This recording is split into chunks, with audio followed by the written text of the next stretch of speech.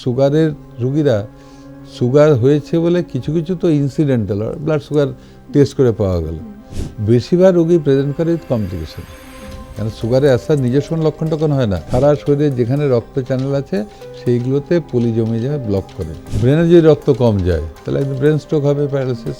এমনি সুস্থ সবল ভালো আছে, কিছু নেই, কাছানো করছে, একটু ওবিস বা লাইফস্টাইল এরকম, হঠাৎ একদিন অজ্ঞান হয়ে পড়ে গেল, একটা ডিপ্যারালাইসিস হয়ে গেল।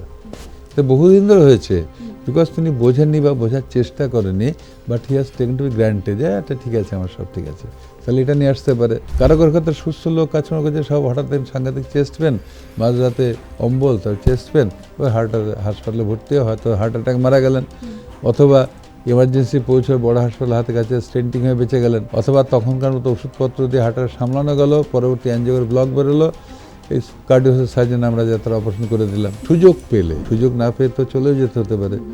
তাহলে যাদের ব্লাড সুগার আছে, ডায়াবেটিস আছে, আননোন বা আনট্রিটেড, হয়তো তিনি জানেন না অথবা নেগলেক্ট করেছেন, যদি পুষে রাখা যায় সুগার, তাহলে বললাম ব্রেন স্ট্রোক হতে পারে, হার্ট অ্যাটাক হতে পারে। অথবা অনেককে দেখবে আজকে দেখা যায় অনেকে ডায়ালিসিস হচ্ছে, কিডনির অসুখ, কিছুই ছিল না, ডাক্তার ভালোই ছিলাম, হঠাৎ ক্রিয়েটিন বাড়লো, তার ডাক্তার গেলেন, বললেন ক্রিয়েটিন 8 হয়ে গেছে, পটাশিয়াম বেড়ে গেছে, ডায়ালিসিস করতে হবে। এবার টেস্ট করে দেখালে তাদের sugar 450। He had long duration of sugar, it has been untreated, unneglected. তাহলে সাইলেন্টলি সুগার কিডনিটাও ড্যামেজ করে দিল। আর অনেকে দেখবে পাটলে ইয়াং ম্যান, ইয়াং অ্যাডাল্ট, আগে হয়তো হেঁটে স্টেশনে যেতে পারতেন, ছুটতে পারতেন, এখন দেখলে যে হাঁটতে যেতে তার সময় লাগছে, একটু বসে পড়তে হচ্ছে, তবে ব্যথা কমছে, আদারওয়াইজ হি ক্যানট কন্টিনিউ।